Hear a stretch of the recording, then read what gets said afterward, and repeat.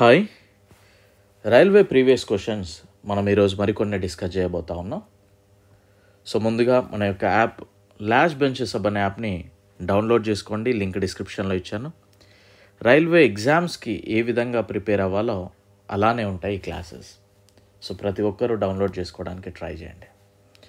And అదేవిధంగా ఈరోజు మనం డిస్కస్ చేయబోయే ప్రీవియస్ క్వశ్చన్స్కి సంబంధించి ఈ బుక్ నుండి మనం రిలీజ్ చేసిన బుక్ నుండి మనం డిస్కస్ చేస్తూ ఉన్నాం.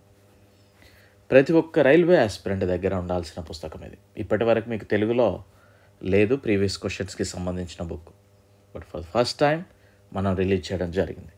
ఈ బుక్ ఎలా తీసుకోవాలి, కంటెంట్ ఏంటి, అసలు ఈ బుక్ని ఎలా చదవాలి అనేది వీడియో లింక్ డిస్క్రిప్షన్లో ఉంటుంది. బుక్ అని ఆ వీడియో చూడండి, మీ ఇంటి దగ్గరికే బుక్ అనేది ఇండియన్ పోస్టర్లో రావడం జరుగుతుంది. ఓకేనా? So coming to the topic, మన యొక్క యాప్ మాత్రం ప్రతి ఒక్క రైల్వే ఆస్పిరెంట్ డౌన్లోడ్ చేసుకోండి. ఓకే. గుప్తుల కాలంలో భూమి పన్నును ఏ విధంగా పిలిచేవారు? గుప్తుల కాలంలో భూమి పన్నును ఉద్రం అని పిలిచేవారండి. గంగైకొండ అని పిలువబడే చోళ పాలకుడు ఎవరు? గంగైకొండ అని పిలువబడే చోళ పాలకుడు రాజేంద్ర చోళుడు. హిజ్రత్ శకం ఏ సంవత్సరంలో ప్రారంభమైంది? క్రీస్తు శకం 622లో. మీనాక్షి టెంపుల్ ఎక్కడ ఉంది? మదురైలో ఉంది. మధుర మీనాక్షి అంటాం కదా మనం. నౌకాదళ శక్తికి ప్రసిద్ధి చెందిన దక్షిణ భారత రాష్ట్రం అప్పట్లో చోళ రాష్ట్రం. రాజేంద్ర చోళుని బెంగాల్ దండయాత్ర సమయంలో బెంగాల్ పాలకుడు ఎవరు? దేవపాలకుడు. చోళులు తమ అధికారాన్ని స్థాపించడానికి ఎవరిని పడగొట్టారు? చోళులు తమ అధికారాన్ని స్థాపించడానికి ఎవరిని పడగొట్టారు అండి? కంచి పల్లవులు. కర్పూర్ మంజరి రచయిత రాజశేఖర్. ఈయన ఎవరికి సంబంధి అంటే ఎవరి దగ్గర ఉండేవాడు అనే విధంగా మనం క్వశ్చన్ మెన్షన్ చేసుకోవచ్చు. మహేంద్రపాల. కోర్టు పడవ నిర్మాణం యొక్క వివరణ పొందుతాము. ఇది సంరంగ సూత్రధర్. బేసానగర్ శాసనం యొక్క గ్రీకు రాయబారి హెలియోడోరస్ ఏ గ్రీక్ పాలకుడు పంపబడ్డాడు? అంటే ఎక్కడికి పంపబడ్డాడు కనుక చూస్తే యాంటియాకిడాస్. గుప్తుల కాలం నాటి ఏ పత్రం భూమి అమ్మకం గురించి వివరణ ఇస్తుంది? దామోదర్పూర్ రాగి ఫలకం. ఇది భూమి సేలింగ్ పర్పస్కి. సో కొన్ని క్వశ్చన్స్ మనకు చాలా కొత్తగా కనబడుతూ ఉంటాయి, వాటిని చూసి కంగారు పడాల్సిన అవసరం లేదు. 100 మార్కుల పేపర్లో 7-8 క్వశ్చన్స్ మనం ఎప్పుడు చూడని రావచ్చు, బట్ నో వరీస్. ఓకే. చోళుల పరిపాలనలో పడికావుల్కిలి అంటే ఏమిటి? చెరువుల నిర్వహణ మరియు నిర్వహణ కోసం చెల్లించే సాధారణ పన్ను. పడికావుల్కులి అంటే చెరువుల రిలేటెడ్ అనేది గుర్తుపెట్టుకుంటే సరిపోతుంది. ఆదేవ్ మాత్రిక భూమి డ్యాష్ చే సాగు చేశారు. ఈ భూమి కృత్రిమ నీటిపారుదల సాధనాలు ఉపయోగించి సాగు చేయడం జరిగేది. చోళుల కాలంలో ఉద్యానవన పరిపాలన ఎవరు చూసేవారు? పాన్వార్యం. ఈ ఉద్యానవనకు సంబంధించిన ఎవరు చూసేవారు? పాన్వార్యం. శూద్రవర్ణం యొక్క సాధారణ ప్రవృత్తిగా ఏ రచయిత మొదటిసారిగా చర్చను ఆపాదించారు? బృహస్పతి.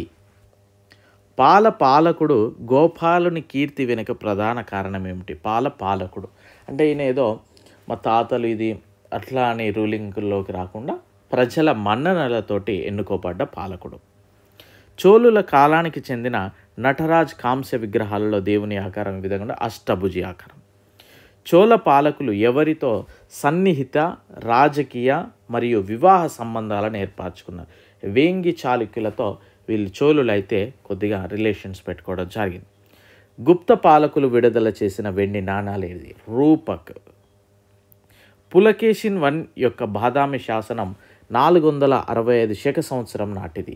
అది విక్రమయుగంలో నాటిది కావాలంటే సంబంధిత సంవత్సరం 601. ఇక్కడ విక్రమయుగం అనేది ఏ కాలం అనే విధంగా క్వశ్చన్ అడిగాడు. ఇక్కడ చూడండి. శూద్రకుడు రచించిన ప్రాచీన గ్రంథమైన మృచ్ఛకటికం యొక్క అంశం ఒక ధనిక వ్యాపారి మరియు గణిత శాస్త్రజ్ఞుని కుమార్తె మధ్య ప్రేమ వ్యవహారమే ఈ గ్రంథం మృచ్ఛకటికం.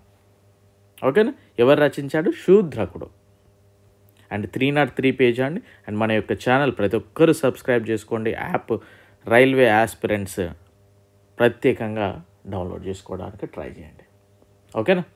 రైల్వే ఎగ్జామ్స్కి ఏం కావాలో అవి మాత్రమే మన దగ్గర చెప్పడం జరుగుతుంది. ఢిల్లీలోని కువ్వత్ ఉల్ ఇస్లాం మసీదు ప్రాంగణంలో ఉన్న ఇనుప స్తంభం దేని యొక్క జ్ఞాపకార్థం? చంద్రగుప్త II. ఖగోళ శాస్త్ర రంగంలో ఆయన చేసిన విశేష కృషికి పేరుగాంచింది ఎవరు? ఖగోళ శాస్త్రంలో ఆర్యభట్ట. ప్రత్యర్థి గుంపుచే చంపబడిన చోళ పాలకుడు ఎవరు? ఆది రాజేంద్ర చోళ. గూర్జర ప్రతిహార రాజవంశం ఎవరిచే స్థాపించబడింది? నాగభట్టచే. సముద్రగుప్తుని విజయాలతో ఆకట్టుకున్న ఏ చరిత్రకారుడు అతన్ని ఇండియన్ నెపోలియన్ అని పిలిచేవారు? వి స్మిత్. సముద్రగుప్తుని ఇండియన్ నెపోలియన్ అని పిలిచింది ఎవరు? వి స్మిత్. చోళ రాజ్యం ఎటువైపు విస్తరించింది? కోరమాండల్ కోస్టల్, దక్కన్లోని కొన్ని ప్రాంతాలు. ఖజురహోలోని కందారియా మహాదేవ ఆలయాన్ని ఎవరు నిర్మించారు? చందేళ్ళు. సో ఈ ఖజురహోలోని కందారియా మహాదేవ ఖజురహో అందాలు ఎక్కడున్నాయి? కమెంట్ చేయండి. చాళుక్య రాజవంశం యొక్క గొప్ప పాలకుడు ఎవరు? పులకేశిన్ II. గుప్తుల కాలం నాటి బంగారు నాణాలను ఏమని పిలిచేవారు? దినార్. హర్ష చక్రవర్తి తన రాజధానిని తానేసర్ టు ఎక్కడికి షిఫ్ట్ చేశాడు? కన్నౌజ్కి. హున్ దండయాత్రల కారణంగా ఏ రాజవంశం ఎక్కువగా కలవరపడింది? గుప్త రాజవంశం. ఖజురహో దేవాలయాలు వేటికి సంబంధించినవి? హిందూ మతం మరియు జైన మతం కల్చర్ని చూపెడతా ఉంటుంది. భారతదేశ చరిత్రలో ఏ కాలంలో స్త్రీలు పురుషులతో సమానము? గుప్తుల కాలంతో. మహాబలిపురం ఆలయాన్ని రాళ్లతో చెక్కిన రాజవంశం ఏది? పల్లవ వంశం.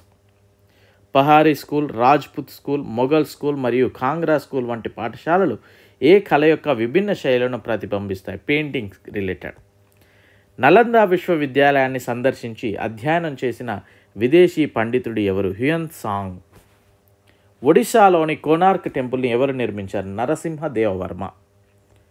విష్ణుమూర్తికి అంకితం చేయబడిన అంగోర్వాట్ టెంపుల్ ఎక్కడ ఉంది? కంబోడియాలో. భారతీయ సంస్కృతిలో ఏ రాజవంశం కాలాన్ని స్వర్ణయుగంగా వర్ణించారు? గుప్తుల కాలాన్ని. సో మనం నాణ్యాలు అనగానే గుప్తుల ఆన్సర్ పెట్టేయచ్చు ఇక్కడ మోస్ట్లీ. ఎల్లోరాలోని గుహలు మరియు రాతి దేవాలయాలు ఏ మతానికి సంబంధించినవి? హిందూ, బౌద్ధ మరియు జైన మతానికి సంబంధించి. ఎల్లోరా గుహలను ఎవరు నిర్మించారు? రాష్ట్రకూటులు. ఇవి ఎక్కడున్నాయి?